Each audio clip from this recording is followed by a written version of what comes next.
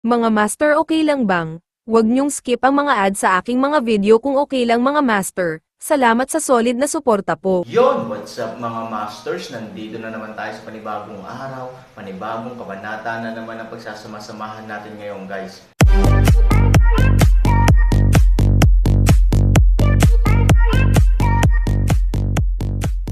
Bali mga masters, kung bago ka pa lang po sa aking YouTube channel, please click the subscribe button, lalong-lalo na po yung notification bell guys, para maging connected pa rin tayo sa isa't isa at maging updated kayo sa mga susunod ko pang video.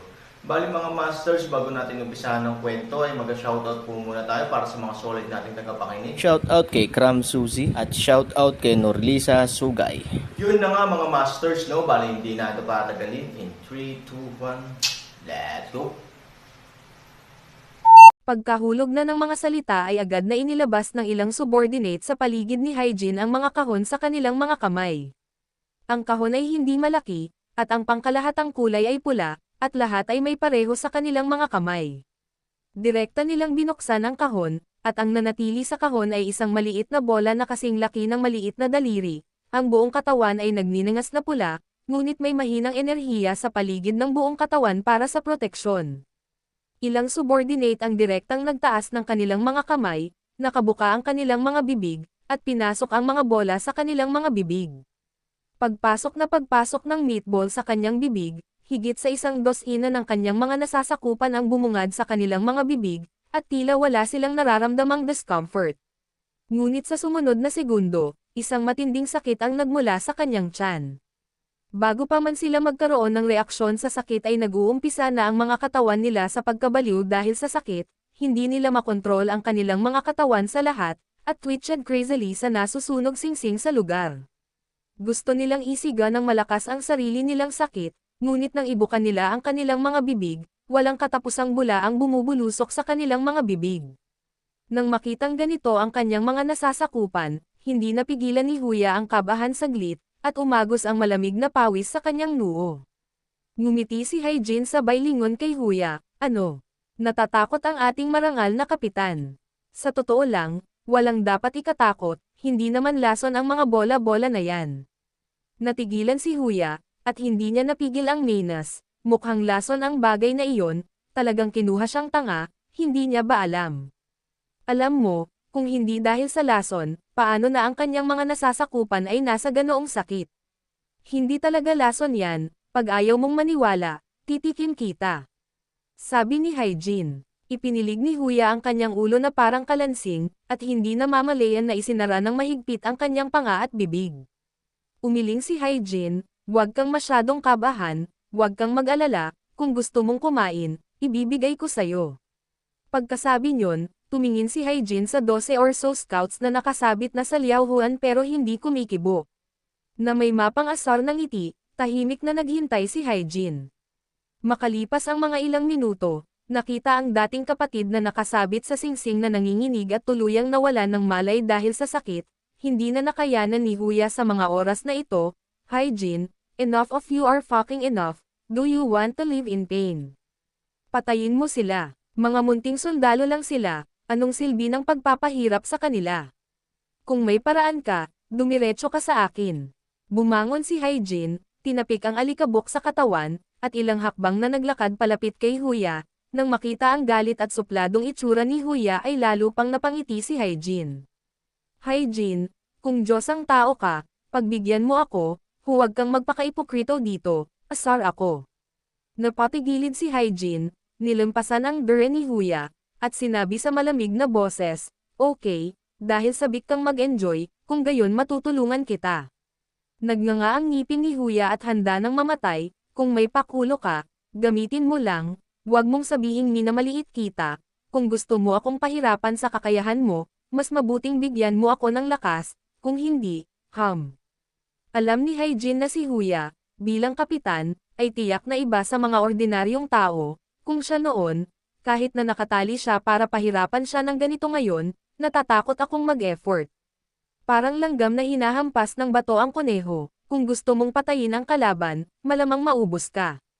Ngunit ang Hyjin ngayon ay hindi na tulad ng dati. Sa ilalim ng pagbabagong anyo ni Han Sanchen, hindi siya nang ahas. Nasabihin na siya ay ganap na hindi magagapi, ngunit isa pa ring simple at madaling bagay na makitungo sa ship captain na ito. Gayunpaman, bagamat alam ni Hyjin na wala siyang problema sa pakikitungo sa kanya, hindi niya sinadyang gawin ito sa kanyang sarili. Although I really want to slap you and call you dad, I still think it's too boring to play with you like this. I was thinking, nakita mo ang mga kapatid mo na nasasaktan, tapos, ang mga kapatid mo hindi ba mas masaya na ipasa sa iyo ang sakit na ito gamit ang sarili kong mga kamay? Huya smiled disdainfully, sayang na baka hindi maisakatuparan ang ideya mo, at hindi ako natatakot na sabihin sa iyo na napakabuti ng ating kapatiran, kung gusto mo akong salakayin, subukan mo lang. Sobrang confident ni Huya, bagamat ang kanyang mga kapatid ay kanyang nasasakupan sa publiko, silang lahat ay kanyang mabubuting kapatid sa pribado, malalim ang relasyon nila sa isa't isa, kaya naman nagiging emosyonal siya kapag nakikita niyang naghihirap ang kanyang mga kapatid. Kaya naman, imposibleng pahirapan siya ng kapatid niya. Talaga, tapos subukan mo. Pagkatapos sabihin iyon, huminto si Hyjin, bahagyang umubo, at malakas na sinabi, ibaba mo sila. Agad na inalis ng kanyang mga subordinate ang lahat ng tao sa ring. Ngunit sa sandaling ibinaba ang gang, isang bagay na nakakagulat ang nangyari.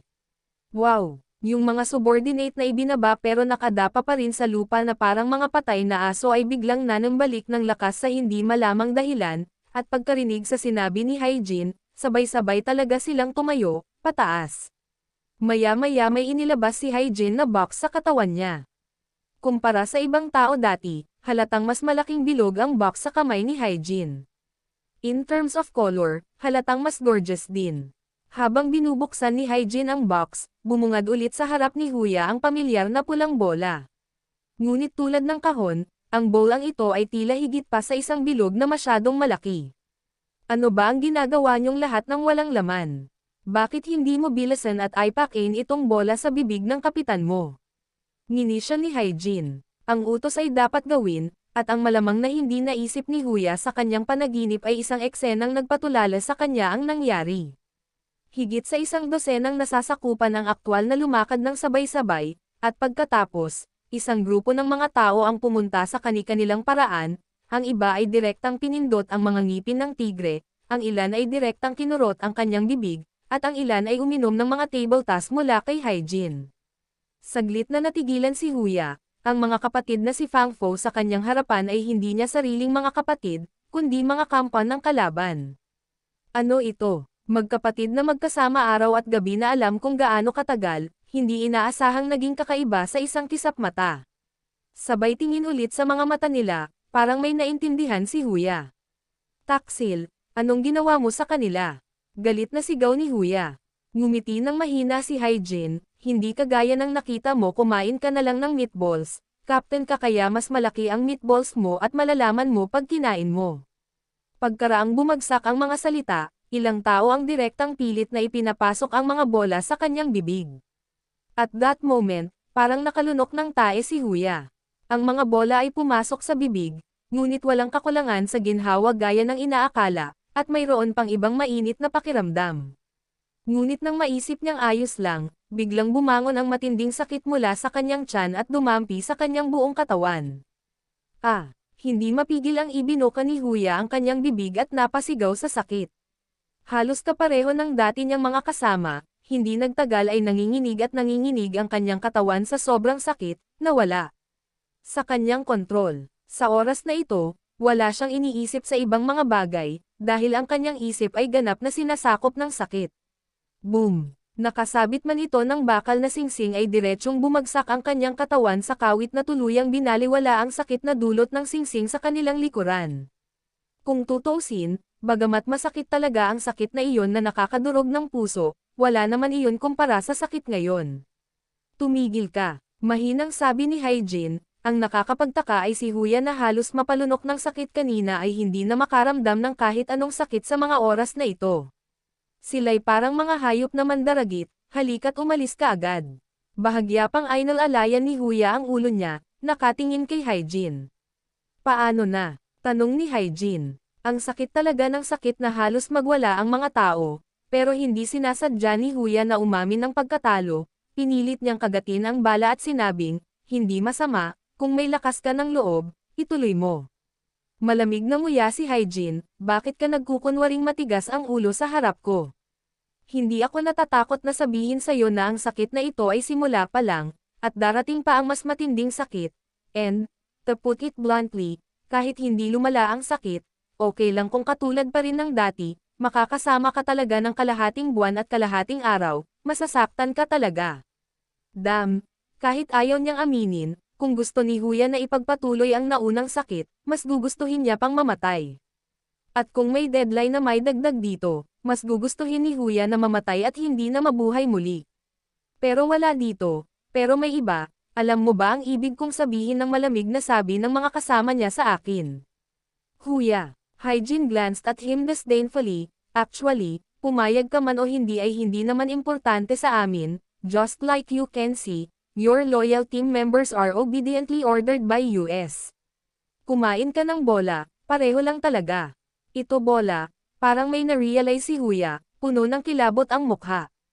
Tumango si Hyjin, tama, ang bolang ito ay hindi lamang naglalaman ng isang malakas na lason na maaaring magdulot ng sakit, ngunit ang pinakamahalaga, ito ay maaaring makontrol ang pag-uugali ng taong kinakain, sa madaling salita, kung hindi ka pumayag sa amin, maaari pa rin naming hintayin na makaramdam ka ng sakit pagkatapos ng paghimatay, kontrolin ang iyong katawan upang gawin ang gusto namin. Pag-isipan mo, pagkatapos mong pagtaksilan ng iyong amo noong panahong iyon, maniniwala ba ang mga tao sa itaas mo na hindi mo sinasadya? At, kahit na naniniwala ka na hindi mo sinasadya, papakawalan ka ba nila? Hindi sumagot si Huya pero may takot na sa puso niya. Ang malinaw na sagot ay ang pagtataksil ay isang pagtataksil, anuman ang dahilan. Kung ito ay may epekto sa digmaan, hindi na kailangang hugasan, at ang nasa itaas ay papatayin lamang sila. Hyjin, sadyang kasuklam-suklam at walang hiya ka, galit na sigaw ni Huya. Ngumiti si Hyjin, pwede mo akong pag-alitan ayon sa gusto mo, balang araw, kahit gaano mo ako kabangges, pahalagahan mo ang aking lakas, mabait ang pinuno ko at handang bigyan ka ng pagkakataong magsimula ng bagong buhay, kung ako sayo, ano ang dapat kong malaman? Ang pagkilala sa kasalukuyang pangyayari ay tinatawag na pagiging bayani, at dapat mong malaman kung ano ang ibig sabihin ng pagtalikod sa dilim at lumingon sa maliwanag. Isipin mo yung mga taong namatay na walang kasalanan, kung isang araw, kamag-anak mo sila, ano ang dapat mong gawin? Yan lang ang sinasabi ko, lahat kayo ay mahuhulaan ang ending, ngunit kung kayo ay sumuko ng masunurin, maaari kayong makaranas ng mas kaunting sakit sa katawan, sa hinaharap, tulad ko, maaari kang gumawa ng ilang mga gawain ng tao upang mabayaran ang iyong mga kasalanan. Pagkatapos sabihin iyon, tumingin si Hyjin sa mga nasa likod niya, pakainin sila ng lahat ng bola-bola, hayaan silang mag-isip tungkol dito para sa kanilang sarili, at ipaalam sa akin kung kailangan nila akong makita. Oo, sumulyap kay Huya, tumalikod si Hyjin at umalis. Pagkatapos ng mga subordinate ni Hyjin na pinakain ang mga bola sa bibig ng bawat especially iya, lumikas din sila, at hindi nagtagal, kakaunti na lang ang natitira na mga kapatid sa basement. Leader ng pangkat, ito ay lubhang kakaiba, bagaman lahat sila ay kumain ng mga bola-bola, ngunit sa kabutihang palad ay hindi nila naranasan ang unang matinding sakit. Gayunpaman, pagkatapos masaksihan ang kapangyarihan ng bolang ito, ang karamihan ay mayroon pa ring matagal na takot. Sabay-sabay silang tumingin sa captain nila, umaasang makakuha ng sagot mula sa kanya. Sumulyap si Huya sa mga kapatid, saglit na hindi niya alam ang gagawin. Kung mas gugustuhin nating mamatay kaysa sumuko, mawala ang ating reputasyon, ngunit ang bastos na iyon Hyjin ay maaaring manipulahin tayo sa pagtataksil, sa huli, natatakot tayo na tayo ay mali at dumanas ng mga sumpa na hindi natin dapat tiisin. Yeah, Captain, and, we still have to suffer a lot, this. Pagkarinig sa mga opinyon ng mga miyembro ng team, lalo pang nalungkot si Huya, bilang mga especially iya, alam nilang lahat ang panganib ng pagkakalantad, kaya marami na sa kanila ang nagpasya na sila ay mamatay. Ngunit maraming uri ng kamatayan.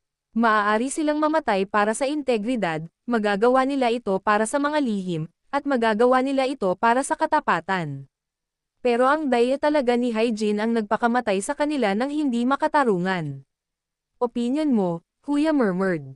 Captain, mukhang wala na kaming choice, pero lahat ng mga kapatid ay pinagkakaguluhan ka, kaya namin gawin kahit anong sabihin mo, mabuhay, magkasama, mamatay, mamatay, mamatay, kahit puno ng hinanakit hindi kami natatakot, kahit buhay at mamatay kami, hindi kami natatakot. Oo Captain, nakikinig kaming lahat sayo. Para sa pagtatago ng magkasama, ang ilang pakikipagkaibigan ay laging lumalampas sa lahat. Pero sa mga oras na ito, sa labas ng pinto ng selda, hindi talaga nakalayo si Hyjin. May ngiti sa gilid ng bibig niya, parang may hinihintay siya, at ang hinihintay niya ay alam na alam niya. Sa sandaling ito, isang subordinate ang dumating, Deputy Commander, bakit hindi ka umalis? Yun na nga mga masters, no? Bali panibagong kabanata na naman yung natapos natin ngayong gabi. Muli, maraming salamat po talaga sa walang sawang suporta po sa aking YouTube channel na talagang inaabangan nyo po ang bawat upload ko po. Bali mga masters, magkita-kita ulit po tayo bukas ng gabi at ngayon po ay magpapaalam po muna tayo. Bali mga masters, bye-bye!